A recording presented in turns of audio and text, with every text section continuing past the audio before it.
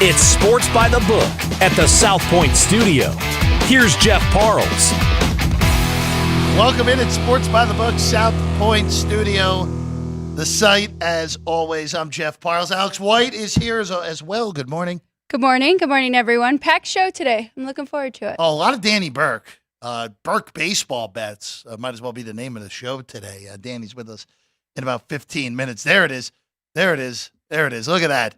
We're starting off with a bang today. Jerry's here. Sean's here. Caden's here. Ryan's here. Where's Ann? We have to sing later in the hour when Ann shows up as well. Frank Nicotero's here later. Yeah, which will be a lot of fun. You're on that show. You're doing double duty. I will be on Punchlines today at noon. And yes, I was not informed it was Ann's birthday. I'm very upset. So in between shows, I will be. No one tells us anything. I know. They tell us do this, do that, but they don't tell us. They don't tell us the important details unless if there's balloons in the in the room, which we knew because McCormick's birthday was last week. Which I had noticed before, so I could prep for that. No notice today, but we'll get it done. We'll get it done. There are some donuts in the corner, so good job by Sean. Yes. Being on top of things here. All right, let's get into the starting five here for today. Starting in the association tonight. I love that new graphic. Clippers hosting Dallas. Still no Kawhi Leonard tonight for the Clippers.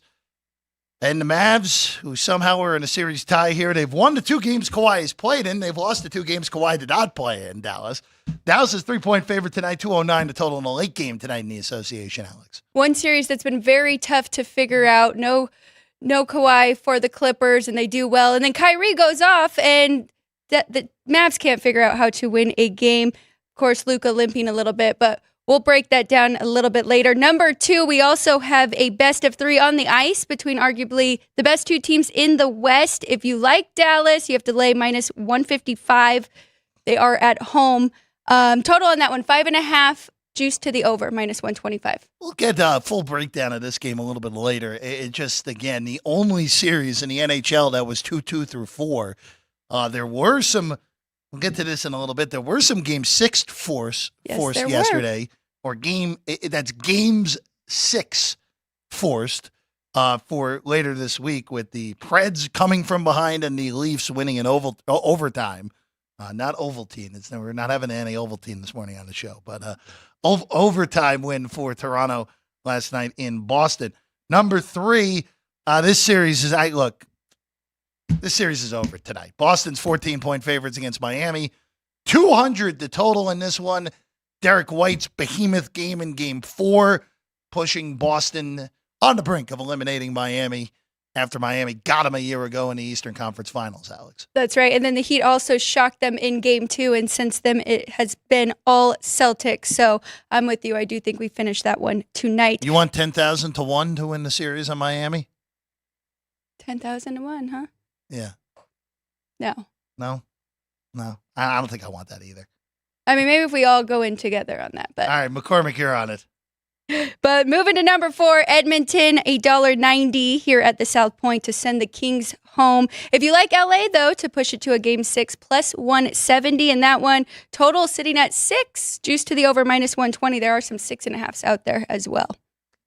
And then number 5, on the diamond, the biggest story of the day. First off, Marlins win yesterday as a favorite for the first time. They did it in dramatic fashion. Yes, they did. Down 5-0 in the bottom of the ninth, come back and win it in extras.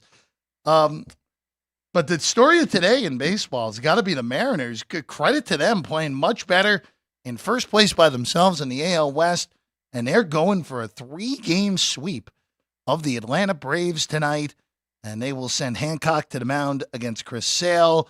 The Mariners right now a big underdog in order to get that sweep, plus 155 behind us here at the South Point. Mariners win yesterday, did keep the Braves at just 19 wins. There was a lot of drama last night. But the Phillies ultimately win the best record in April. So that, it's pretty funny, Alex. Last night, we talked about this, that market of most wins in March/April. And there was this whole collection of teams that was at either 18 or 19 going into last night. And the Phillies are the only one to get to 20. And the funny part of it is the Phillies, who win that market, with the Dodgers losing last night, the Braves losing last night, the Orioles beating the Yankees to knock them out, and then the Guardians just losing in horrendous fashion. One out away, and Victor Caratini, it's a walk-off homer off of Gaddis, who has blown 3 saves in 4 days now for the Guardians. The Phillies win that market at 20 wins, and they are not in first place in their division. That is incredible. The Braves are in first place by percentage points because they have played 28 games when 19-9. Phillies have played 3 extra games, are 20-11. So, little tease, we will talk about potential teams that we like in May for the most wins. And Jeff, I found a prop out there for most home runs in the regular season that I think you're going to love. Oh, you're going there. Okay. I am. Okay. No problem. The number is pretty crazy. Pretty crazy. Yeah. Okay. We'll get that later in the show then. Look at this. Alex White already teasing some things right out of the gate. All right. Let's get into the association before our guy DB gets here within about 10 minutes or so. Last night, you were telling me, Alex, we're going to have nothing to talk about on Thursday's show. All these series are going to be over. Like, what are we going to do? Man, got plenty of basketball to talk about for tomorrow. I don't know what you're talking about. With the Knicks, I mean, that was ridiculous. Up 6 with 27 seconds to go in regulation, and the Knicks end up losing the game in overtime because Tyrese Maxey, with a 4-point play and then a 35-foot three to force overtime. Sixers also down 5 in OT, win it by 6. 46 points for Tyrese Maxey. The difference in this one, and the Sixers force a game 6 tomorrow in Philadelphia. By the way, a nice 9 o'clock Eastern start time for that one in the city of brotherly love. Sixers are favored in that one. But Alex, this series is over. And Knicks up by 6 with 27 seconds to go. That crowd in Philadelphia, after getting embarrassed by all the Knicks fans going down I-95 to watch their Knicks on Sunday afternoon in Philadelphia, I expect this to be an on-fire crowd for Philadelphia tomorrow night. And I do like the Sixers tomorrow. And I would bet it now because I think we're going to get back to the 3.5s we saw at the opener. And I would not be shocked if we hit 4 by the time this game tips. So I like Philly. This is a day early. I get it. But I do like them at 3 right now for game number 6. I am begging the Knicks to finish this series. I am tired of watching this Philadelphia Sixers team. They look a mess. They're wobbling around. Embiid had so many turnovers. He did have 19 points. And Tobias Harris showed up. He also had 19 points. But I don't think they have enough left in the tank to go any farther. So even if they win this one, I can't see them advancing after round 2. So I would like to see the Knicks get it done here. And you're right, though. I do think those Philly fans will definitely show up after Embiid called them out. You know, it's for the Knicks. Again, we've seen this, again, going back in the time machine, the Reggie Miller game, of course. The Knicks ended up coming back winning that series after the choke in Game 5 at home. We'll see, though. This is one of those where I think we're going the distance now. I still think the Knicks will win a Game 7 on Saturday at Madison Square Garden, but this just became unnecessarily harder for the Knicks, especially with the other result last night, where the Pacers just didn't look like they wanted to be there in Milwaukee last night, where the Bucks just hammered them, winning by 23, and forcing a game number 6 in Indianapolis tomorrow night, where right now Indiana's favored by 8. The market doesn't believe Giannis or Lillard will play. There are some rumblings that at least Dame might be ready to go for game number 6 for Milwaukee. It gets really interesting. I wish I would have bet on the Bucks yesterday. I said it was a stay away for me, but I just had a feeling I didn't trust the Pacers. I don't know if it was overconfidence or what, but really bad performance by them. They could have finished this series, and now they have an opportunity for Dame and potentially Giannis, because there was rumblings about him coming back even yesterday. So I wouldn't throw it out just yet. And in the other game, we finally did it, a close game in Cleveland and Orlando. Not only that, the game went over as well. Yes, it did. 104-103, Magic cover. Game goes over. Cavs on the money line. Only favorite to win outright last night, Cleveland. And this shifts back to Orlando. And Alex, 201 the total for game 6 on Friday and 3.5 on Orlando, the early numbers on that one. I'm curious on your thoughts. I like Orlando in game 6. I figured. I mean, the home team has won They didn't cover last night, which was crazy because Paulo shot a 3-pointer to go down by 1 in that for no reason. But yeah, I would definitely lean towards Orlando in Game 6, but I'm curious about Game 7 even. I don't think the Cavs have looked good in the last 3 games. I think they were fortunate last night, but the Magic have found something here. Evan Mobley with the big defensive play at the end, really saving the Cavs' bacon in that one a night ago. I think this is going to be home sweet home all the way through. I like Orlando to win and cover Game 6. Cleveland will probably come 4 in Game 7. That total will dip under 200. Yep. I probably like that under in Cleveland in Game number 7, assuming we get that. That would be Sunday if that series does go the distance. For tonight, part of the reason we've looked at these other games is because you and I really don't have any betting angles on these games tonight. All I will say is if you like Boston tonight laying the lumber at 14, I can't really get on you for that. Miami looks like a dead team walking at this point. This Jimmy Butler injury really sucked the life out of this series. I know Miami won Game 2, but that was a fluky shooting performance with 23 threes, over 50% from the three-point line in that game. I think Boston runs them out tonight. Lay to 14, I have no problem with that, Alex, even with a total that's low at 200 even. The last 5 games, Miami has been held to 14.5 points below their regular season average, averaging just 94.5 per game. And they held Boston to an average of 105. We know they are pretty good defensively and under 50% shooting, but just has not been enough. The Celtics' talent is definitely taking over in this series. 14 is a lot of points to lay in the NBA. So I haven't touched it yet, but it would be Celtics or pass for me. And then the other game, as I've said, this whole series, I can't stand either of these teams. Can't do it. Dallas and the Clippers, Dallas is the rightful favorite in this game on the road, even in the games in L.A. I know that the game in L.A. we saw without Kawhi in it, the Clippers were awesome. James Harden's been the best player in this series. Go figure. I can't stand these teams. I really can't. If you made me bet something tonight, I probably would bet the over at 209, but it would be very close on if that is even a play. But watching this series, both fan bases of these teams should be infuriated with what they've seen. The Mavs, you could argue, should have already swept this series with no Kawhi in the 2 games they lost. And if you're if you're backer to Clippers in this series or a Clipper future holder, you're like, wait a second here. They lose the 2 games Kawhi doesn't play. They lose the 2 games he does play. Right. They win the games he doesn't play. This series has made absolutely no sense. And I will say this, though.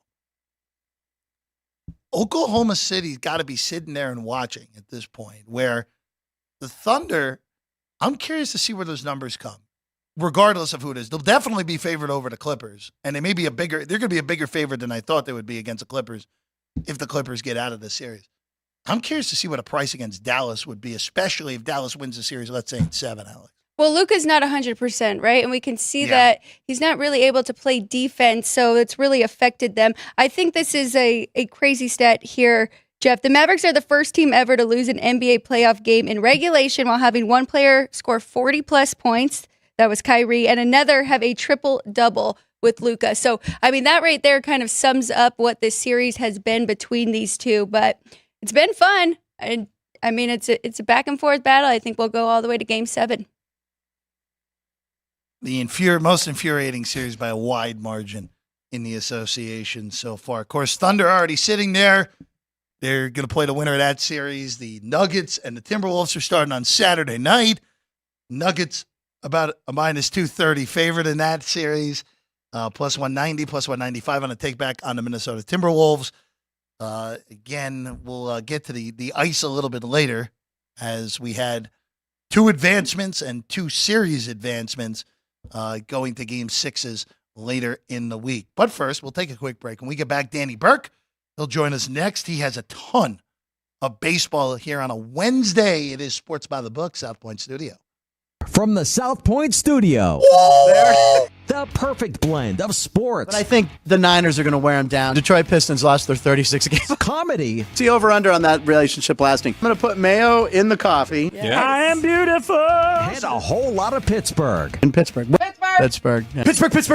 Join Ryan McCormick. That's at least 2 picks outside of our own in the first round next year. Oreo. And host Frank Nicotero.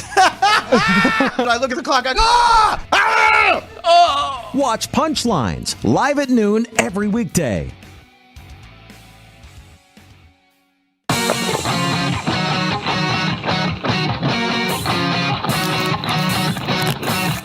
Once you've satisfied your hunger, get ready for more of the hottest casino games in Vegas. Our 24-hour, 30-table non-smoking poker room proudly hosts all the most popular poker games with a variety of betting limits. Visit the poker room for a schedule of daily tournaments. Whether you're going to hold 'em or fold 'em, the best place for poker is at South Point Casino. You'll notice that our craps tables are usually the loudest in the casino. If you've never played, join one of our free craps lessons to find out what makes this game so exciting. Check with the craps dealer for schedules and give it a roll. Bingo is also an exciting way to spend your time. We offer 7 sessions of bingo every day. Bingo! And each session includes a cash ball jackpot, 12 bingo games, a progressive double action game, and a $10,000 bonus coverall. Electronic units are available. If you haven't played bingo with us, give it a try today. Guests can also get in on the action at our one-of-a-kind race and sports books. 2 separate rooms designed to maximize your experience and comfort. Our sports book, with over 400 seats, puts you right in the middle of the action, 24 hours a day.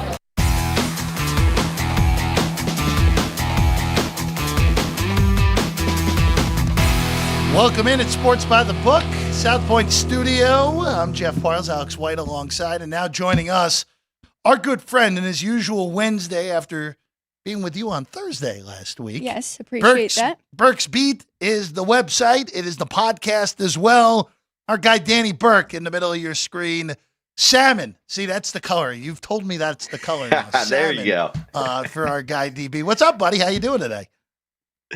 I'm doing good, guys. Yeah, enjoying the better weather here in Chicago. It's about golfing season, so looking forward to it. I know you guys have already been a few months ahead, but we're finally getting into the mix here in the Midwest, so can't complain. No, it's not too bad. Danny, I was out there last week with our guy Ben Wilson, and we had you'll enjoy this, a 3-hour and 10-minute back nine. What? Oh, my. Was it because of you guys, or was it the group ahead of you? Shockingly, it was not my fault. Shockingly. But no, it was, it was pretty brutal. Lost all the golf balls in my bag, which you've been out there with me when I've done that in the past. So, you know the drill on that. Before we get to what is a loaded card for you on a Wednesday for baseball, which I'm sure rings alarm bells aplenty for you, Danny. Let's look at the Clippers and the Mavs real quick. Again, we just talked about it. I can't stand either of these teams. I really can't. The series is destined to go 7 infuriating games. Dallas is a 3-point favorite tonight here, Danny, with a total of 209. So the way I handicap this series going into it is I bet it to end in 6 games at the price of plus 200 and then to end in 7 games at the price of plus 230. So I've won money regardless of what happens now because it's either going 6 or 7. Certainly hope it goes 7 games so I get, 0.30 units more on that potential win. But yeah, I'm kind of with you here. I mean, you look at both of these teams, you have to be more frustrated if you're a Mavericks fan by far, right? I mean, the Clippers, without Kawhi being 100% and not playing in a couple of these games, at some point you had to realize that the series wasn't going to go your way. So the fact that they won that first game without him, they almost blew the 31-point lead, but then they hung on to it. I would actually feel relatively okay if I was a Clippers fan. In fact, I would lean toward taking the 3 in the hook, the best I saw it out here in Illinois, with Los Angeles if I was going to go to one side or the other. I haven't touched anything with the side. Again, I would go toward that direction. Kawhi Leonard not playing. I never thought we'd say this, right? But it seems like that's a benefit to this team because Kawhi, of course, doesn't seem 100%, and he's not really being even utilized as a decoy because he's not being that aggressive offensively with the time of possession that the ball is in his hands, and he's not being the same formidable defensive player that he usually is. So I think it's a better thing for the Clippers, opens up the opportunities for these other players, mainly, as you mentioned already, the southpaw James Harden. And I took a little stab at one of his props tonight. over 29.5 points and assists at minus 122. So he's got the most potential assists throughout the entirety of his roster throughout the postseason. The numbers at 12.3, his assist prop at about 7.5, but a little bit too much juice on the over for me to want to lay that. His points prop at about 22.5, but without Kawhi on the floor, he's averaged over 30 and a half exactly points per game in those two spots and 7.5 assists. With Kawhi, with all these games compiled together, 26 and 7 are those respective averages. But taking out of the Kawhi Leonard equation, you look at what James Harden's shot selections have been like, and 24% more of his shot attempts have come from short mid-range and 25% more from mid-range specifically. Those are the frequency numbers that have increased from the regular season now to the postseason in this specific matchup. And certainly he's been draining it from deep. That's kind of just you hope he can at least make a couple of them to get you there. But the Clippers have allowed a lot more shot attempts from mid-range, short mid-range, and a lot more success from deep in this series. Their defense has improved after getting PJ Washington, Daniel Gafford, and that was a plus for this squad. But the Clippers have still been able to attack them in a lot of areas. Like I mentioned, mid-range, 44% of these attempts of those attempts, 44% were getting made in the regular season. That has increased to 46%. From three-point range, guys, it went from 37.5% to now 44%. Is that going to persist tonight? Maybe, maybe not. Again, sometimes these three-point shots are, they're less than a coin flip. But James Harden has been able to connect. And in that fourth quarter, they just let Harden do whatever he wanted, getting to that short mid-range territory, making all those floaters, which he's excelled at doing his entire career. You'd have to imagine that they're going to adjust in some capacity. And if they do, I think that's where you get the bolster of his assists and enough from both categories to get him over 29.5. So that's the only way I'm looking to bet this game. Again, a lean toward taking the points with the Clippers, but a small bet on James Harden over his points and assists combination prop. Danny, one more. Just your thoughts on the turn of events last night. The Bucks get it done without their two stars in Giannis and Dame. Pacers now just up one game. And then on the flip side, the Knicks blow a lead and lose in overtime. Which team are you more concerned about here, with the Knicks or the Pacers? It's got to be the Knicks, right? I mean, the Pacers still, just because of the injuries that the Bucks are dealing with right now. You figured the Bucks would give them one last stand and really give it their all. But now you're going back to Indiana, and it's realistically going to favor on the side of the Pacers, and I'm sure they'll be able to pull it out. The Knicks just did a reverse of what happened in Game 2. An improbable comeback at Madison Square Garden just really shook to the core of Philadelphia, their team, and their fan base. Now, the Knicks, them blowing that was arguably even worse. I mean, at least they had a chance in overtime, but the Knicks won it in regulation in Game 2. And then this one, you still had your opportunities, and they couldn't do it. It was a 6-point lead with 20-something seconds. I literally put my head down because it's just going to be this BS at the end of the game where they're fouling. And all of a sudden, it's a 3-point game, and Fultz, I don't know, I'm saying Fultz, Tyrese Maxey is pulling up from Steph Curry range, hitting a game-tying three.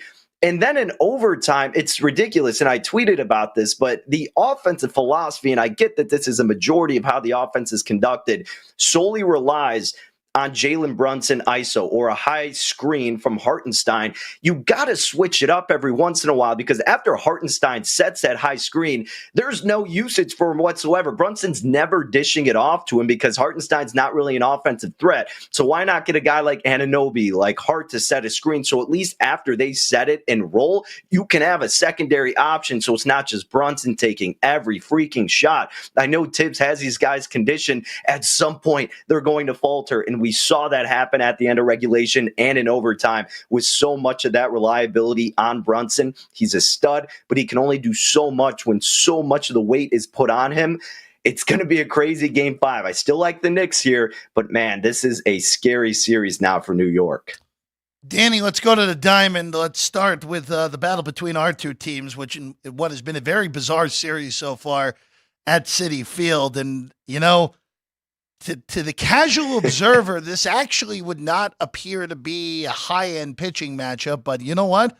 With the way both Shota Imanaga and Jose Butto have pitched so far this year, this is a really good pitching matchup tonight at Citi Field. Obviously, Imanaga has been unbelievable in his first season coming over from Japan. Right now, 7.5 is the total here in this one. This game has been bet all over the map. Cubs open -112 behind us. Got as high as -132. Now back to -119 on Chicago, +109 on New York at home tonight at Citi Field. So first off, let me correct myself. I said game 5 for the last segment. I meant game 6. But for this game moving forward, just had to add that little correction there. You know how we're sticklers like that. I like the Cubs here, Jeff. I do. Imanaga has been a stud. And I don't think it's getting talked about enough what he's done after coming over to the United States and putting on performance after performance in this Cubs uniform.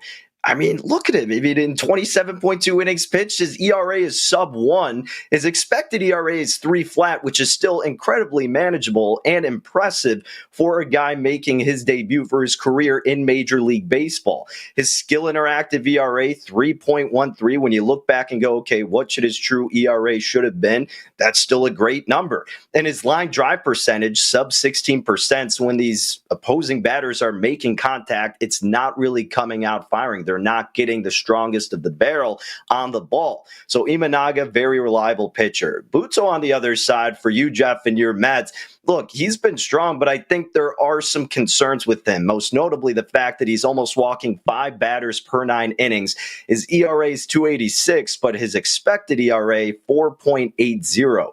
And, you know, his line drive percentage, a little scarier at 24%. Not terrible, but a tad bit alarming for a guy like Butto. I know the Cubs haven't been great against righties, but they can come alive in spurts, and they do show a little bit more motivation when they get a guy like Imanaga on the bump. They haven't lost a game when he started. And I know the Mets have followed behind Butto himself, but he's 0-2-2 in his first 5 money line, if you're looking at that angle. Imanaga, 3-1-1 for his. I do not, and I know you know this, I do not trust this Cubs bullpen whatsoever.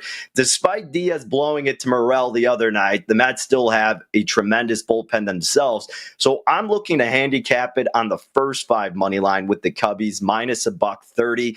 That's the way I'm betting this one. Only want to focus on the starting pitchers here because your team has the advantage in the relief. Cubs are always going to make you sweat it out until they get a legit closer and other pieces throughout their bullpen. So I'm just going to hang everything on the starter, Imanaga. Hopefully he keeps the success going there in the Big Apple.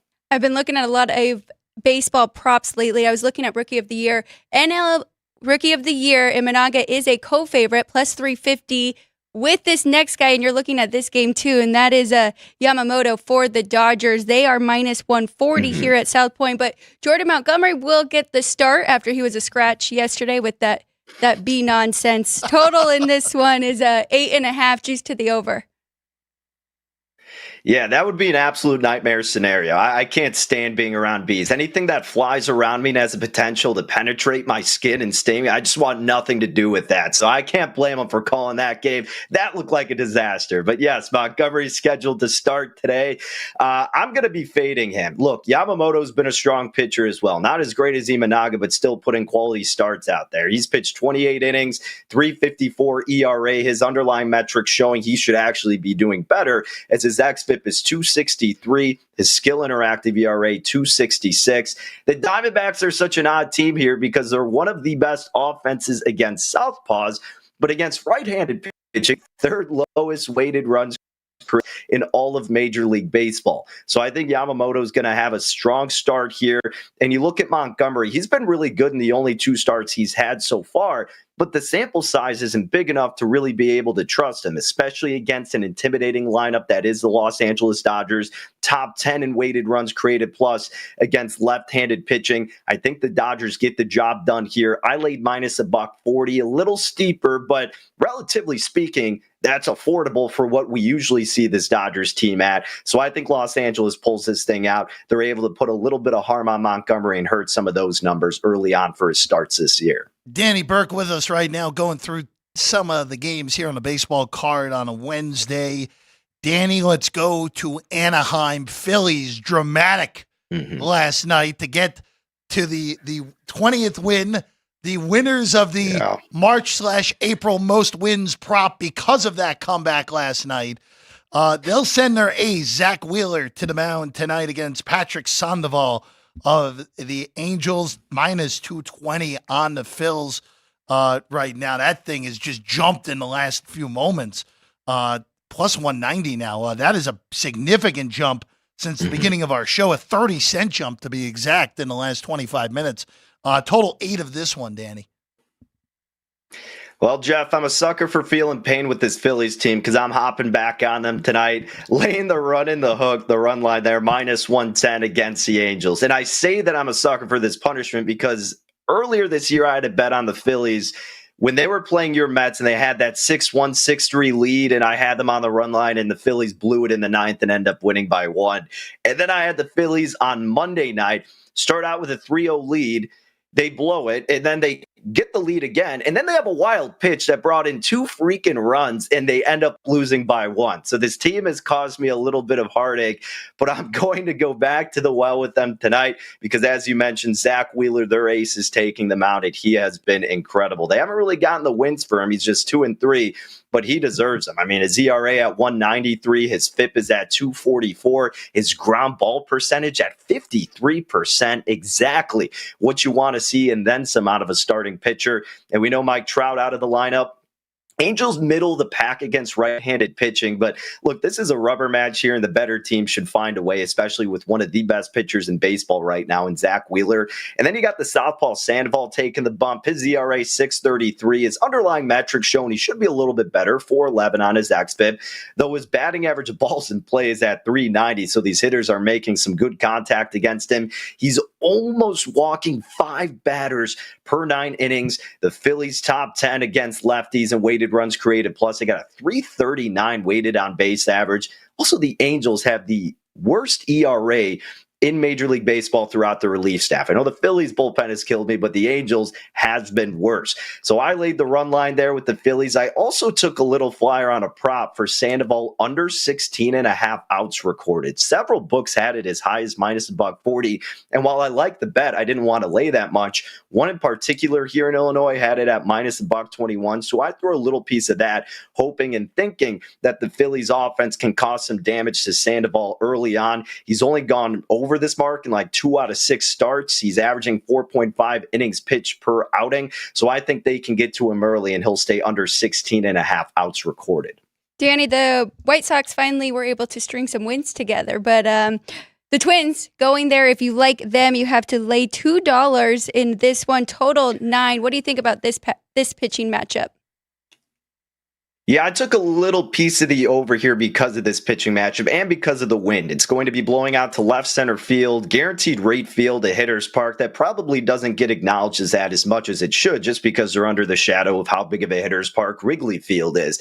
But Bailey Ober, 55.7% of his hits put in play are classified as fly balls. So there is a potential for the long ball to be active out of this White Sox lineup, despite them being terrible. They have gotten better over the course of the last several games. They scored at least 8 runs during the Tampa Bay series twice. They out-hit the Twins yesterday, so hopefully they can get those bats active today and they can get some action and score some runs. I have no doubt that the Twins can do it. They've been one of the hottest offenses on their winning streak of 8-9 games right now, and the Sox are the Sox, and Chris Flexen has been pretty brutal for the White Sox with a 5.11 ERA, 5.49 on his xFIP. He's left on base percentage 69.3%, so not terrible, but kind of getting concerning with a lot of those runners being brought in. And then you look at his fly ball rate, over 45%, skill interactive ERA, very, very high. So I have no doubt the Twins can produce the runs, but I'm thinking we can get sneaky contributions. We say sneaky because the White Sox have been one of the worst offenses with the weather, with Ober being susceptible to the long ball. I think that gets us over 8.5 runs. I know a lot of the markets have it at 9. I'd still play it at the flat 9 as well. Danny, one last one before we let you go. The Orioles and the Yankees, to me, the 2 best teams in the American League. Orioles have taken the first 2 of this series. They sent Corbin Burns to the mound tonight. He's a minus 140 favorite. I will say this. Last night, we talked about this on the show yesterday. I was a little bit surprised that the Orioles came a dog yesterday against the Yankees with Cortez, with Kramer, where, slight pitching advantage for the Yankees, but not enough to justify the Yankees being a reasonably sized favorite. Here, I think this is a cheap price on Burns again. Minus 140 at home against Gill, who's been solid so far for the Yankees, but advantage Burns here at minus 140 to me. What about you? So you're right. I mean, the advantage definitely resides with the home team. Although I was actually looking more at this and thinking, man, they're going to give us upwards of plus 145 with the Yankees, who have the second best offense and weighted runs created plus against right-handed pitching, albeit it is against one of the better pitchers in Corbin Burns. So ultimately, I stayed away from that angle. And I really can't go too crazy arguing one way or the other because of how great Corbin's been. I get why you wouldn't want to invest on the Yankees, but based on the offense and the price being dealt, I also see the avenue for New York. Luis Gil, I don't think is as bad as his ERA indicates, because you see his expected ERA is 2.56, his FIP is 3.81.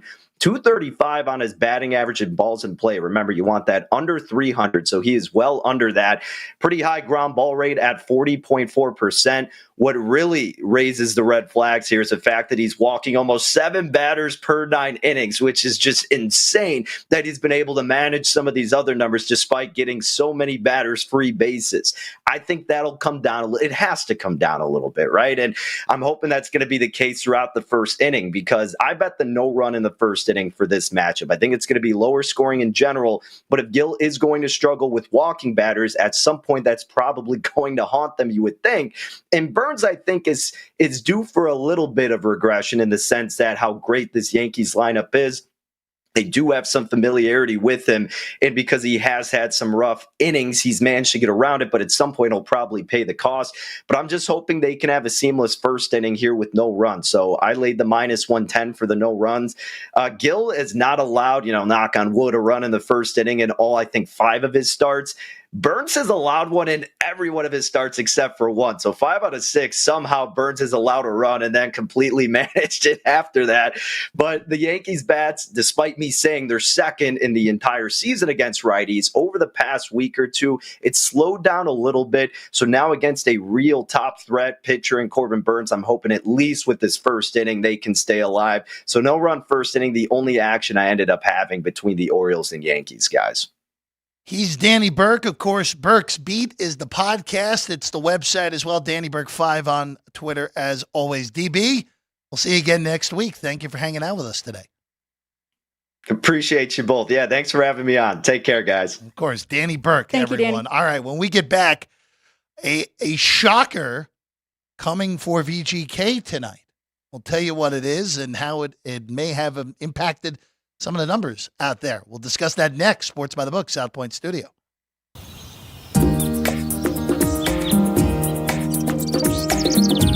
South Point is also proud to provide a variety of relaxing amenities for the guests who want to be pampered.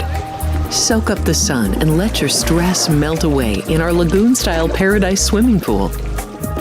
A relaxing getaway where you can bask in the desert sun and enjoy seasonal food and bar service poolside. And if you really want to escape, come to Spa Costa del Sur. From couple suites to a co-ed wet area, our spa caters to business and leisure travelers who want to unwind and elevate their senses. A visit to one of our spa's steam, sauna, or whirlpool treatment rooms will leave any guest feeling like they can take on the world.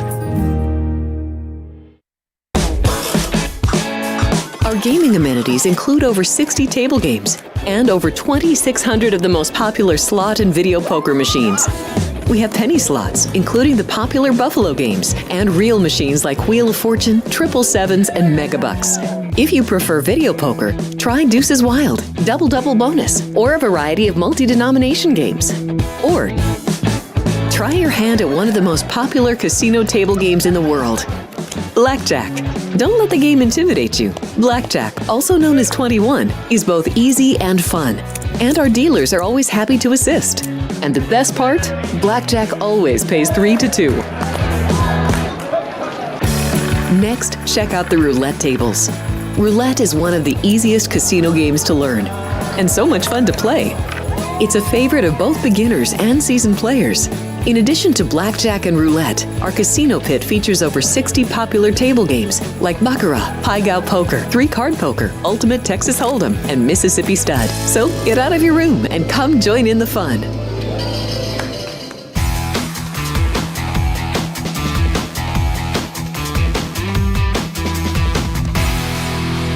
Welcome back in Sports by the Book, South Point Studio. I'm Jeff Parles, Alex White's alongside. Big thanks, as always, to our guy DB for hopping on.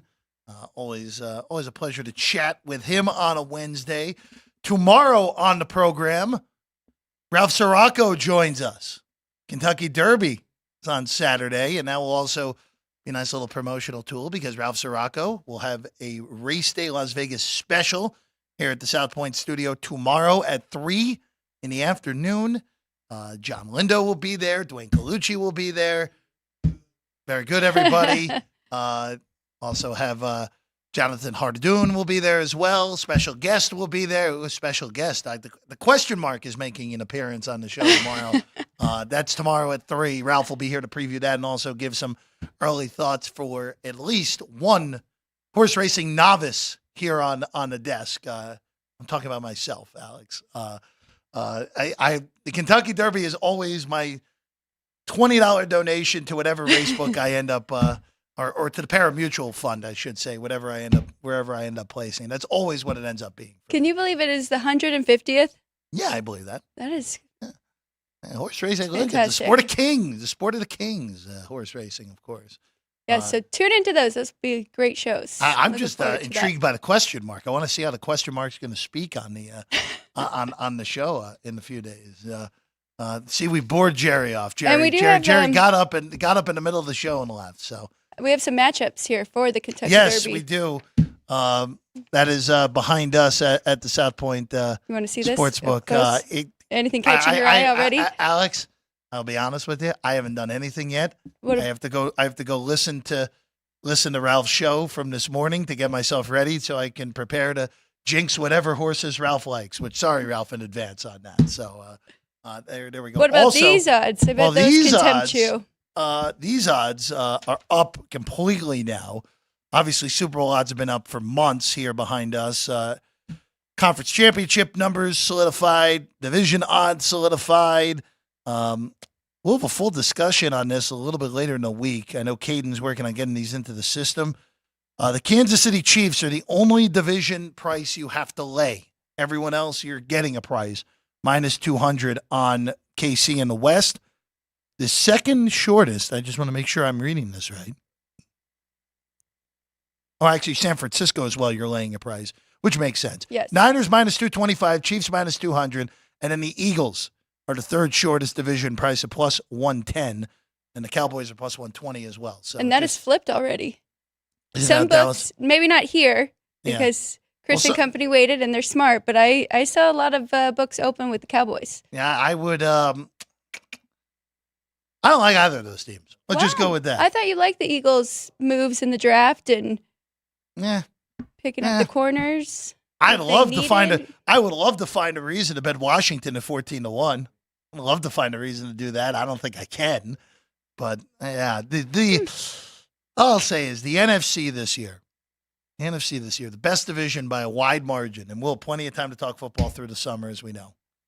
The Green Bay Packers, the Detroit Lions, the Chicago Bears, that three-headed monster. It's not even close. In the NFC North is unbelievably good. And I think all three teams are going to make the playoffs. I really do. I think the Bears will get there year one. I think the Packers are going to win that division, and I think the Lions are going to be the top wild card. So okay. Probably will be on the Pack to win the North. But I do think the Bears will make the playoffs, though. So, yeah, I think they'll be there. That's Ryan McCormick, by the way, who you just heard on the show. Producer of Punchlines, which is coming your way in about 2 hours and 17 minutes. Alex White will be there. Frank will be there. Have we figured out what Frank's doing with his fine money yet? No, not yet. He should take us all the pop stroke. I agree. That's what he should do. Everyone in the studio, Caden, Sean, Ryan, Alex, Frank, that should be the punishment. It could be an expensive day, though, there in Town Square for our good friend Frank if we do end up doing that. All right, to the ice. Bruce Cassidy making a lot of changes for Vegas after their 2 lackadaisical losses at home. This series is tied at 2 with the Dallas Stars. Stars back home, they're $1.50 tonight behind us, which is the best price actually available on the Stars, -150. 5.5 the total. Aiden Hill who, of course, the VGK rode to a Stanley Cup championship a year ago, dealt with a lot of injuries this year. He is going to play Game 5 instead of Logan Thompson, which is a little bit of a shocker to me. It hasn't been Thompson's fault. Well, definitely wasn't his fault in Game 3. The only reason that game was close was because of him. And Game 4, yeah, he wasn't his best, but I'm a little bit floored by that decision. Cassidy also messing up with the lines and doing totally different. Yeah, that makes sense. But the goaltender change doesn't really fly with me. I'd be more inclined to bet Dallas with this goaltender change here, with going from Thompson to Hill on the VGK side. Ryan is shaking his head in agreement here with you, and he's a huge Golden Knights fan. He was at Game 3 and watched for himself. But Did he get middled again? No, he didn't get middle hard again? No? Okay. It might have been Game 4, actually. But I'm on the other side. I think this is a good move for the Knights. Not necessarily Aiden Hill. I agree with you. Logan Thompson has been outstanding. This is not his fault. But we did see Pete DeBoer make some changes with the Stars going into Game 3 here in Vegas, and it worked out for them.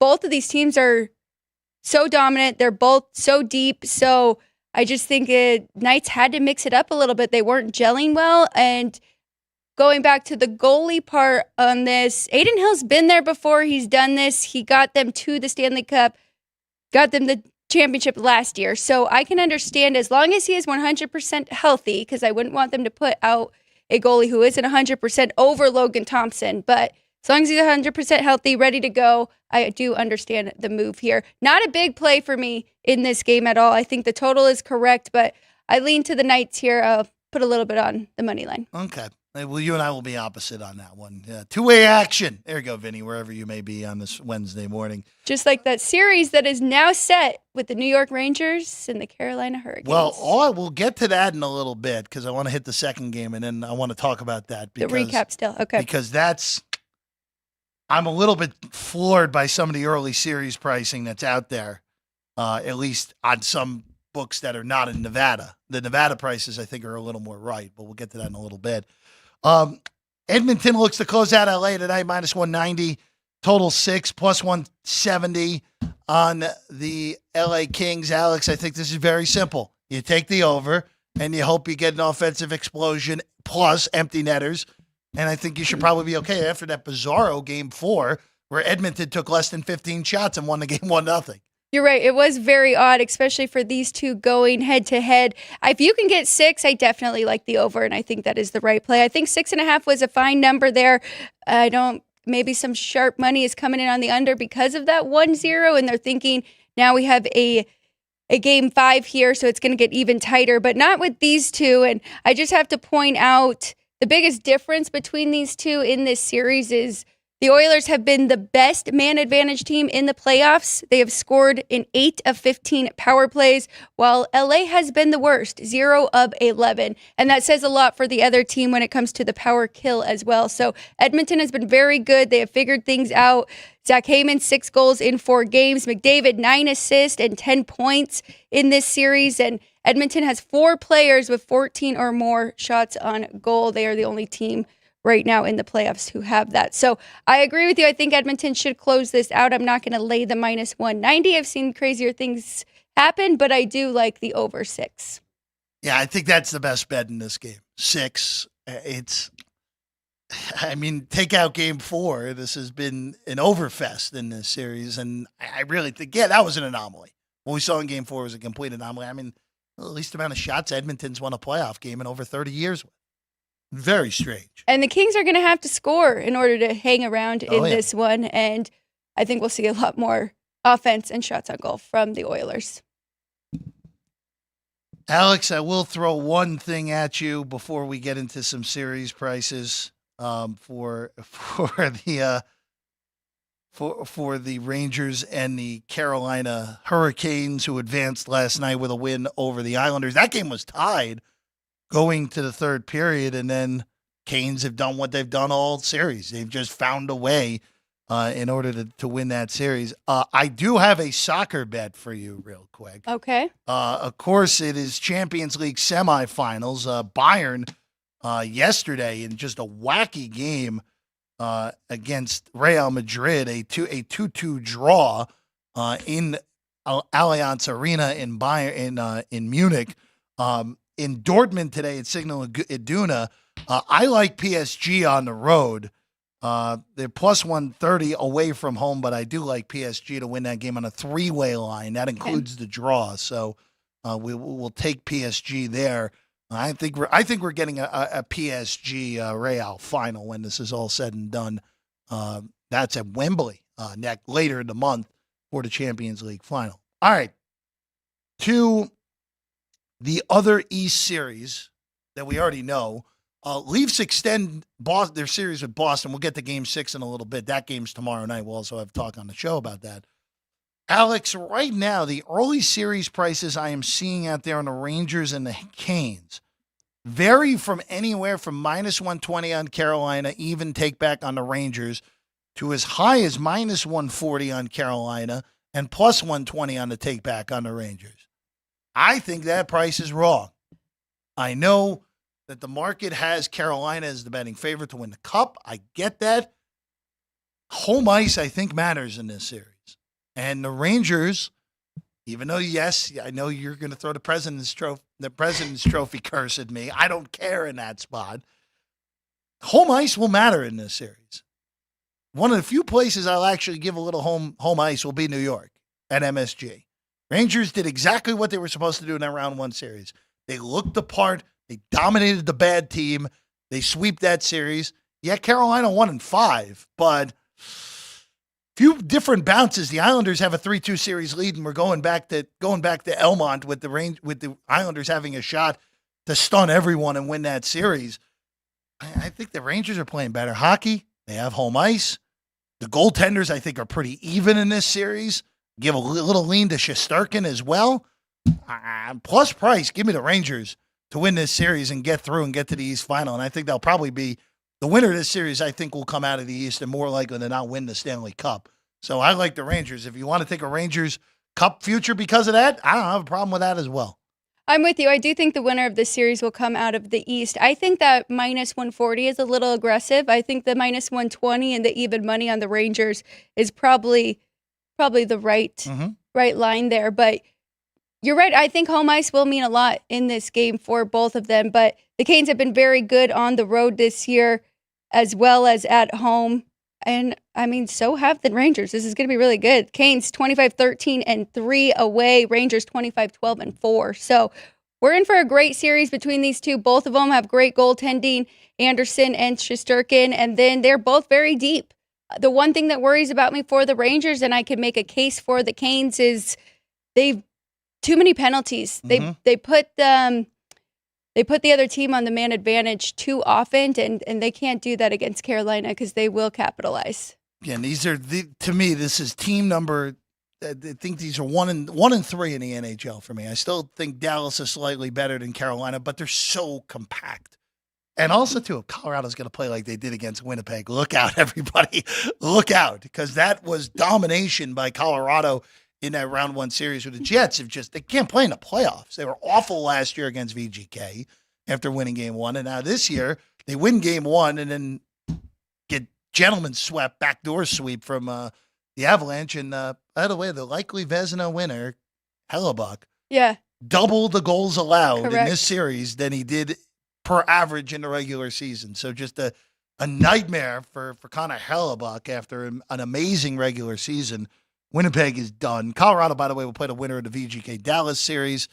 Preds forced a game 6. Vancouver's down to their third goalie now as well. So there was no announcement of this. There was that Casey DeSmith was a game time decision, but I mean, he didn't play in game 4 and no one said anything prior leading up to that. I wonder if he has an injury or something. Because, he definitely has some sort of injury. Yeah. I mean, just a matter of what. We know hockey injuries are played close to the vest all the time. But, the door's a little open for Nashville. Again, this has been a pretty ugly series from the Preds, all things considered, with the injuries in net for Vancouver blowing that big lead in game 4. But getting off the mat and winning game 5 on the road, pretty impressive from the Preds. This does kind of feel like the year now that if Edmonton doesn't at least get to the West Final, what are we doing here if you're the Oilers? I mean, 3-1 up on the Kings. The Canucks are wounded. I don't think the Preds are that good. Edmonton's going to be a favorite in that next series, regardless if it comes through. Correct. I will say, an Edmonton, Colorado West Final sounds pretty juicy to me, Alex, if we got that. I can't even disagree. And, I want to see the Knights, but, you're right. I think Edmonton, Colorado would just be fireworks. Yeah, and that would be a home ice for Colorado, by the way, in a series against anyone but Vancouver coming out of that other pod, if we were to get that in the West Final. All right, Alex, before we go, you got anything in baseball today? Well, I just have one prop bet that I wanted to share with you. Please. So, most regular season home runs at 100-1. What would you say if I said you could get Bryce Harper? Let me look real quick. Okay. At the numbers. He has 6 home runs. Right now, just so everyone knows, Gunnar Henderson and Mike Trout are the leaders in the majors right now with 10. We're not going to see Mike Trout for a while. He's out with a knee injury. Yep, meniscus. So he's done. He's not winning that. Right now, Bryce Harper's 6 has him tied for 22nd with a whole collection of people, and he's 100-1 right now. Yes. Or worse 100-1 bets to be made. As long as he can play the full season, the last 2 years, Ryan and I were looking this up earlier before the show, but last 2 years he didn't, right? I think he missed close to 30 games last year, but 3 years ago, he did have 35 regular season home runs. He's already had 2 since he's been back since paternity leave, so I don't know. I don't think it's a bad bet, especially if the Phillies can stay hot. I would, the numbers, I will have to look at these numbers because the one book I'm looking at doesn't have them up at the moment. I think Alonso's going to win it, but I know he was the betting favorite going into last week. I think you're still getting a pretty good number on him. Still getting reasonable numbers. And then Adolis Garcia would be the other guy. No, he is 4-1 now. Yeah, no, he was the betting favorite as of last week. Adolis Garcia would be the other guy I'd look at, but I would imagine Adolis is relatively short as well. Right now, both of those guys 20-1. 20? Yes. That's not a horrible price, but both of those guys at 8 right now. Tyler O'Neill and Marcell Ozuna. Ozuna had an absurd month of April. Don't expect that to hold up. And Tyler O'Neill, hey, look, he's playing at Fenway now. Might hit 35, 40 home runs. Okay. I don't think that'll be enough in the end, though. All right, tomorrow on the show, Ralph Sirocco will join us. Kentucky Derby talk, 150th Derby on Saturday. Of course, you can watch the Derby here. Yes. Derby here upstairs, as always, on Saturday. I say it's the best party for March Madness. Well, it's the best party for the Kentucky Derby as well, upstairs here at the South Point. Free parking, as always. Alex, we'll see you again tomorrow. We'll see you actually in 2 hours on Punchlines. That's right. With Frank Nicotero, which is coming your way at noon Pacific time. I'm Jeff Parles. Good job, as always, crew, Sean, Caden, wherever Jerry went. Jerry got bored by us. It's okay. Okay? Jerry's speaking for everyone out there. Ryan McCormick, you'll see you at noon as well. I'm Jeff Parles. This has been Sports by the Book, South Point Studio.